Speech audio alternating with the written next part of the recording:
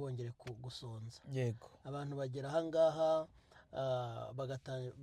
bagatangira kubona amafaranga, gukorera ku mafaranga, ku mahero bakayabona. yego Benshi rero batangira kunezeza imibiri yabo, bakajya mu bintu by'amadroge, mu nzoga, mu ki.